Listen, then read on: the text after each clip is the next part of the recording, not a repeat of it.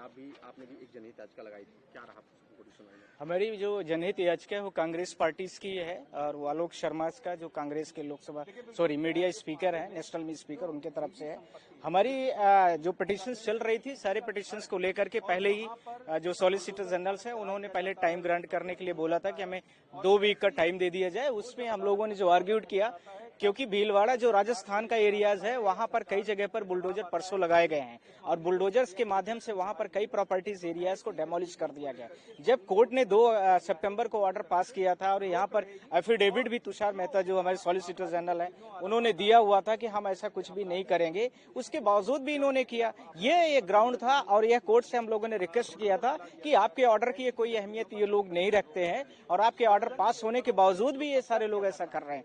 Point number 1 था। Point number 2, supreme court से हम लोगों ने यह भी रिक्वेस्ट किया था कि जो जलगांव में हुआ तो उन्होंने बोला कि ये इस तरह से नहीं है, हमने पूरे सारी चीजों को कवर किया है, पर हम लोगों ने यह बोला कि lordships you did not file there, इन्होंने 4-5 प्रोसेस को नहीं फॉलो किया है because there is the not judicial power having the DMs. DM के पास कोई ऐसी जुडिशियल पावर्स नहीं थी जो उन्होंने डेमोलिश किया है। ये किसी मस्जिद को लेकर के या धर्म को लेकर के था, इन सारी चीजों को लेकर के। तो कोर्ट ने, तुषार मेहता जी ने फिर से बोला कि नहीं मैंने ये किया है, फॉलोज किया है, पर सच्चाई ये थी कि ऐसा कुछ भी नहीं हुआ। तब कोर्ट ने सारी चीजों को दलीलों के बावजूद उन्होंने यह बोला है कि आप जब तक नेक्स्ट हियरिंग नहीं कंप्लीट हो जाती है, टिल नेक्स्ट हियरिंग तक आप कोई भी बुलडोजर का प्रोसेस नहीं लागू करोगे, नहीं चलाओगे। इससे conclude point of this petition. First, second, इसी के साथ में कोर्ट ने यह भी बोला है कि यदि आपको रेडी पटरी ये सब है या रेलवे ट्रैक या रोड वगैरह का कुछ है तो आप उस तरह से एक्शंस नहीं लोगे, पर आपको पूरा प्रोसेस को फॉलो करना पड़ेगा।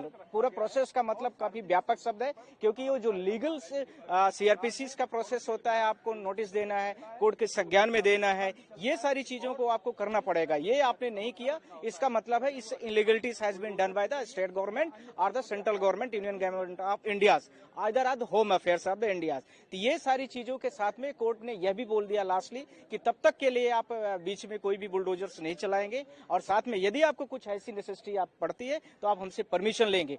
अब बात आती है कि इस बीच में जैसे इन्होंने 2 सितंबर के ऑर्डर्स को फॉलोज नहीं किया है, बाद में बीच में कुछ करते हैं तो फिर ये कंटेम्प्ट पिटीशन के लिए तैयार रखे। जैसे कि मैं आप लोगों के माध्यम से बोलना चाह रहा हूं कि जो हमने कांग्रेस पार्टी की तरफ से पिटीशन फाइल किया था उसमें 4 हमारी मेन प्रेयर्स थी, जिसमें जितने भी डीएम और एसपी जो हैं, डीएसपी जो हुई है पूरे नेशनल के, जिसमें 11 राज्य जो बीजेपी शासित राज्य हैं, उन राज्यों के उनके ऊपर एफआईआर दर्ज होना चाहिए। साथ में मैंने यह भी बोला है कि जिन लोगों के ये बिना कोर्ट के कंसर्न के ऐसा इन्होंने घर गिराया है तो उनके ऊपर ये पूरा कंपनसेशन इनका अलाउ होना चाहिए और उनका ये घर को बनाने के लिए कोर्ट ने हमारी पिटीशंस को भी अलाउ कर दिया है और उसके साथ में उस मैटर को सुनने के लिए तैयार हो गई है।